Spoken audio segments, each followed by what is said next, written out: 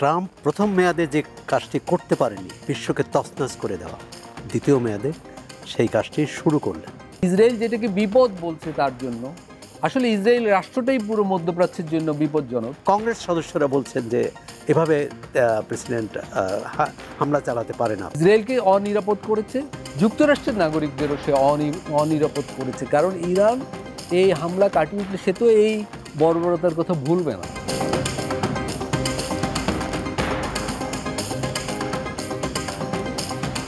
এই যে যুক্তরাষ্ট্র এত বড় হামলা, সেই যুদ্ধ বিমান যেটা মানে খুবই ধ্বংস করতে পারে, সেই B-52, এটা দিয়ে শেষ পর্যন্ত আলতাফ পারভেজ যেটা বললেন, তাহলে কি অর্জন হলো? আর ডোনাল্ড ট্রাম্পের পার্সোনাল অর্জনই বা কী হলো?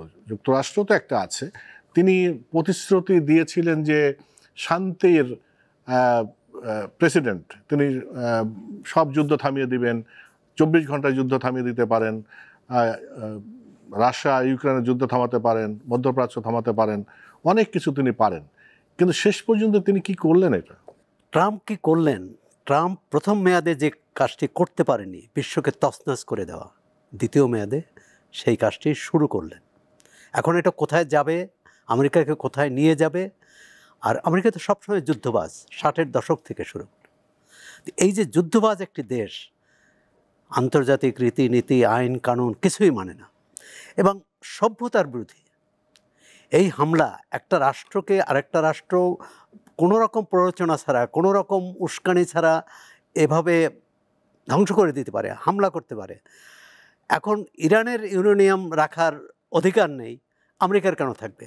রাশিয়ার কেন থাকবে? ইসরায়েলের কেন থাকবে? ইসরায়েলের কেন থাকবে?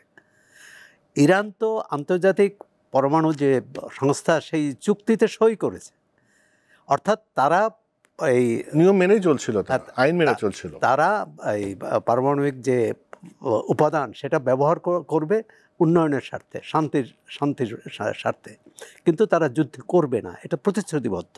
এবং তারা অস্ত্র বানিয়েছে, এর কোনো প্রমাণ নেই, কিন্তু এই যে ইসরায়েলে তো অস্ত্র আছে। এখন যেটা হচ্ছে যে ট্রাম্প কাজটা করলো কেন? কাজটা করলো তার অভ্যন্তরীণ কিন্তু অনেক ব্যাপারে, অভিবাসী ইত্যাদি ইত্যাদি অনেক নিয়ে তার বেশ সমালোচিত। শিক্ষানীতি, তারপর অভিবাসন নীতি, পররাষ্ট্রনীতি, এমনকি ইউক্রেন নীতিও। কারণ ইউক্রেন নীতি তিনি যেভাবে সমাধান করতে চাচ্ছেন, আমেরিকান মানুষ হয়তো চায়নি, বা আগের বাইডেন প্রশাসন তো চায়নি, বা পেন্টাগনও হয়তো চায় না। তো সব এটাকে পিছনে ফেলার জন্যে, যেমন ইসরায়েল যে কাজটা করেছে, এক হচ্ছে তার নিরাপত্তা, তথাকথিত নিরাপত্তার জন্য, দ্বিতীয় হচ্ছে যে গাজায় যে 1.5 বছর ধরে তারা গণহত্যা চালিয়েছে, এটা নিয়ে বিশ্বব্যাপী যে নিন্দিত হয়েছে, সেই ঘটনাকে কিন্তু এই হামলার মধ্যে দিয়ে আড়াল করে ফেলল। আরেকটা প্রমাণিত, যেটা আলতাফ ভাই বললেন, এর সঙ্গে যুক্ত করবে, ইসরায়েল শুধু অনিরাপদ নয়, ইসরায়েল একক তার অস্তিত্বও নেই, স্বতন্ত্র তার অস্তিত্ব নেই। তার অস্তিত্ব নির্ভর করে আমেরিকার নিরাপত্তা বলয়ের উপর, আমেরিকার অস্ত্রের উপর। এতদিন পরোক্ষভাবে ছিল, এখন প্রত্যক্ষভাবে সেটা প্রমাণিত হলো।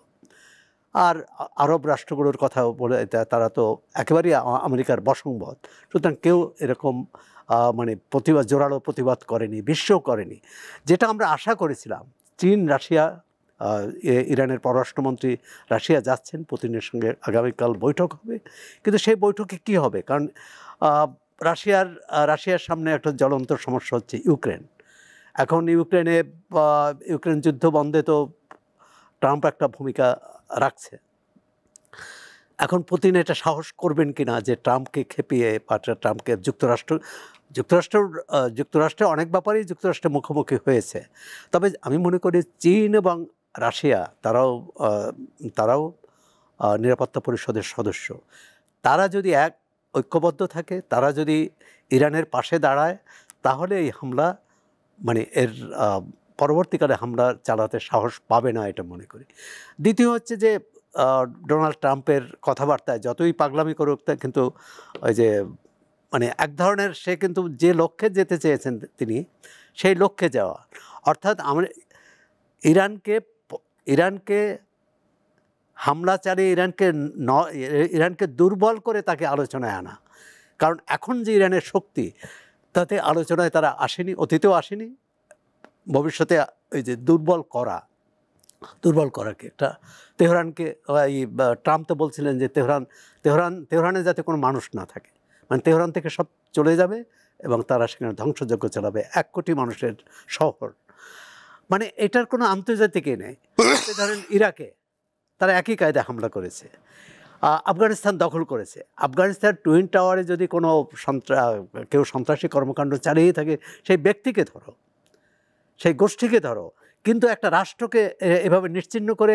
আর যে ফলটা হলো কি, তারা পশ্চাদপসরণ করতে বাধ্য হলো, আর সেখানে একটি অন্য ধরনের রাষ্ট্র কায়েম হলো, তালেবানি রাষ্ট্র হলো, যেটা আর এক ধরনের বিপদ ডেকে আনবে। মানে প্রতিবেশী দেশগুলো, সারা বিশ্বে সবটাই হচ্ছে আমেরিকার যে গোয়ার্তমি, এটা রাষ্ট্রীয় পর্যায়ে, ব্যক্তি পর্যায়ে, গোষ্ঠী পর্যায়ে থাকলে তো এক ধরনের বিপদ কম, রাষ্ট্রীয় পর্যায়ে। এবং দ্বিতীয়বার ক্ষমতায় এসে ট্রাম্প ভাবছে যে তার কোনো জবাবদিহি নেই। কংগ্রেস সদস্যরা বলছেন যে এভাবে প্রেসিডেন্ট হামলা চালাতে পারে না বা অনুমোদন করতে পারে না। এখন ট্রাম্প এসে কিন্তু অনেক ক্ষেত্রে করেছে। আলতাফ পারভেজ, যেটা সোহরাব হোসেন বলছিলেন, যে আমি দু একজনের বিশ্লেষণও শুনছিলাম যে অনেকে বলছে যে এটা আসলে যুক্তরাষ্ট্র এবং ইসরায়েলে আসলে এক ধরনের স্ক্রিপ্টেড নাটক আসলে, জয় বলুক। যেমন ইরাকের কথা যেটা মনে আছে, যে ম্যাস ডিস্ট্রাকশন উইপেন আছে, এই কথা বলে একটা ন্যারেটিভ তৈরি করা হলো। বিবিসি, CNN বা পশ্চিমা মিডিয়াগুলো একটা ন্যারেটিভ তৈরি করলো, সারা বিশ্বকে এটা দেখালো, তারপরে হামলা করলো, তারপর দেখালো কিছু নাই। কয়েকদিন আগে আপনি হয়তো দেখেছেন যে তুলসী গাবার্ড বলতেছে তাদের কাছে এরকম কোনো তথ্য নাই যে ইরান পারমাণবিক বোমা বানানোর কাছাকাছি গিয়েছে। ডোনাল্ড ট্রাম্প বলছে না, শি ইজ রং। তার মানে এটা কিন্তু আপনি ভালো ব্যাখ্যা করতে পারবেন যে এই যে স্ক্রিপ্টেড অ্যাটাক যদি হয়, আপনি প্রথম থেকেই বলেছেন যে তার অর্জন তাহলে কি হলো, এবং সেই অর্জনের ক্ষেত্রে আপনার পাশাপাশি এটাও একটু প্রশ্ন করি যে ইসরায়েল, যে ইরান এবং ইসরায়েলের পাল্টা হামলা হচ্ছিল, তার মানে কি ইসরায়েল আসলে পেরে দিচ্ছিল না, যার জন্য তার বড় ভাইয়ের সহযোগিতা লাগলো? আসলে দেখুন, গত 30 বছর ধরে আমরা শুনছি আন্তর্জাতিক মিডিয়ায় যে ইরান পারমাণবিক বোমা বানানোর থেকে 1 সপ্তাহ দূরে আছে। এটা শুনে শুনে গত 30 বছর আমরা বড় হয়েছি, কিন্তু ইরানের সেই পারমাণবিক বোমা কিন্তু আজও তারা কখনোই কিন্তু বলেনি। কিন্তু আন্তর্জাতিক যুক্তরাষ্ট্রের মিডিয়া, ব্রিটেনের মিডিয়া তো প্রধান সারা পৃথিবীতে, তারা এগুলো বলেছে। এবং নেতানিয়াহু তো গত মাসেও বলেছে যে ইরান খুব কাছাকাছি আছে। ফলে এগুলো হলো ইরানকে থামানো, ইরানকে ধ্বংস করার একটা ন্যারেটিভ। আপনি ঠিকই বলেছেন। আমি এখানে আরেকটু যুক্ত করতে চাই। একটা নিউজ আকারে বেরিয়েছিল 2001 সালে, আপনার বুশের আমলে, খেয়াল করেছেন কিনা, যে 6-7টি মুসলিম দেশ, মধ্যপ্রাচ্যের দেশ এবং উত্তর আফ্রিকার যুক্তরাষ্ট্রের টার্গেটে পরিণত হয়েছে। সেগুলোতে হয় সরকার পরিবর্তন করা হবে, অথবা সেই দেশগুলোকে আক্রমণ করা হবে। Somalia, Sudan, Syria, Libya, Iraq, সর্বশেষ ছিল ইরান। সঙ্গত কারণে ইরানকে সর্বশেষ রাখা হয়েছে, কারণ ইরানে আগ্রাসনের জন্য সিরিয়াকে ইসরায়েল এবং যুক্তরাষ্ট্রের প্রয়োজন। এখন তো সিরিয়ার আকাশসীমা দিয়ে ওরা খুব সহজে হামলা চালাতে পারছে। তার আগে যারা এই ধরনের হামলার বিরোধিতা করত মধ্যপ্রাচ্যে, গাদ্দাফি, সাদ্দাম হোসেন, তাদেরকে সরানো হয়েছে। ফলে ইরানে হামলাটা যে হবে এটা ইরানও জানতো, মধ্যপ্রাচ্যের অন্যরাও জানে, সারা পৃথিবী জানে। তো প্রশ্ন হতে পারে যে এটা কি ইসরায়েলের ডাকে আমেরিকা সাড়া দিয়েছে? আসলে এটা যুক্তরাষ্ট্র এবং ইউরোপেরও একটা বহুদিনের ইচ্ছা, ইরানকে দমন করা হবে, ইরানকে মানে আগ্রাসনের শিকার হবে ইরান। ইসরায়েল একা পারছিল না, ওরা প্রথমে ইসরায়েলকে লেলিয়ে দিয়েছিল। দেখবেন যে ইসরায়েল যে যতদিন হামলা করেছে, মানে ইরানের পারমাণবিক কেন্দ্রগুলো কিছু করতে পারেনি। ফলে ইসরায়েল সবসময় চেয়েছে যে যুক্তরাষ্ট্র এটা যুক্ত হোক। ফলে যুক্তরাষ্ট্র শেষমেশ এটা যুক্ত হয়েছে। এই ঘটনার ভিতর দিয়ে কিন্তু সেই পুরানো একটা সত্য আরও বেশি সত্য হিসেবে প্রমাণিত হলো যে যুক্তরাষ্ট্রে ইসরায়েল লবি খুবই শক্তিশালী। ইরানকে ধ্বংস করা কিন্তু যুক্তরাষ্ট্রের নাগরিকদের জন্য জরুরি কিছু ইস্যু নয়। কিন্তু ট্রাম্প যেহেতু রিপাবলিকান দল এবং যুক্তরাষ্ট্রের শাসক মহলেও ইসরায়েলের বিপুল প্রভাব রয়েছে, ফলে যেখানে যুক্তরাষ্ট্রের নাগরিকদের কোনো স্বার্থ নেই সেখানেও কিন্তু যুক্তরাষ্ট্রের নাগরিকদের অর্থ বিনিয়োগ করা হলো হামলায়, এবং যুক্তরাষ্ট্র এই হামলার দায় নিল। এটা যুক্তরাষ্ট্রের নাগরিকদের ঘাড়েও তো এই হামলার দায় পড়লো। ফলে আমি বলবো যে এইটা যুক্তরাষ্ট্রের নাগরিকদেরও নিরাপদ করে তুললো। আজকে ইরান বলেছে যুক্তরাষ্ট্রের যে কোনো নাগরিকরাও আমার লেজিটিমেট টার্গেট। তার মানে ট্রাম্প একদিকে, আমি যেটা বলছি যে ইসরায়েলকে অনিরাপদ করেছে, যুক্তরাষ্ট্রের নাগরিকদেরও সে অনিরাপদ করেছে। কারণ ইরান এই হামলা কাটিয়ে উঠলে সে তো এই বর্বরতার কথা ভুলবে না। দেখুন, ইরান তো একটা পারস্য সভ্যতা, এটা তো একটা বড় সভ্যতার ব্যাপার।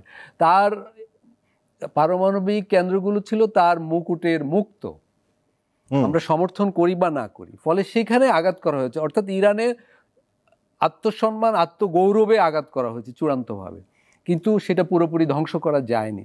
ফলে ইরান তো রিটেলিয়েট করবে ফিউচারে, যে কোনো সময় ইরান আবার তার সক্ষমতা বাড়াবে, এবং তার যে প্রক্সিগুলো রয়েছে, তার যে ছদ্ম গেরিলা সংগঠনগুলো রয়েছে, হামাস, হিজবুল্লাহ, হুতি, তারাও কিন্তু এই হামলায় যুক্ত হবে। বা আপনি যে শুরুতে যেটা বলছেন, ইভেন ইরানের যে ক্যাপাসিটি, ইউরেনিয়াম যতটুকু আছে, বা তার যে এই পারমাণবিক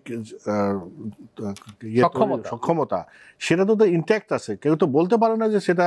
এবং তারা ইরান কিন্তু বলেছে যে ওখানে তারা অনুমান করছিল হামলা হতে পারে, সুতরাং ওটা তারা ইভাকুয়েট করেছে। আজকে আমি ওদের বিবৃতি পড়েছি, ওদের অ্যাটমিক এনার্জি কমিশনের। তারা দুটো ব্যাপার, তারা একটা বলেছে যে আমরা এই জাতীয় শিল্পের, ন্যাশনাল ইন্ডাস্ট্রি শব্দটা ব্যবহার করেছে, এগিয়ে নেওয়ার কাজ থামাবো না। এক, আরেকটা হলো এই যে সক্ষমতার ব্যাপার, যে কোনো প্রযুক্তিগত সক্ষমতা তো জ্ঞানের ব্যাপার। আপনি তো 5টা 10টা 50টা বোমা ফেলে তো এই জ্ঞানকে নির্মূল করতে পারেন না। ফলে ইরানের এই সক্ষমতা থেকেই যাবে। ফলে ইসরায়েল যেটাকে বিপদ বলছে তার জন্য, আসলে ইসরায়েল রাষ্ট্রটাই পুরো মধ্যপ্রাচ্যের জন্য বিপজ্জনক।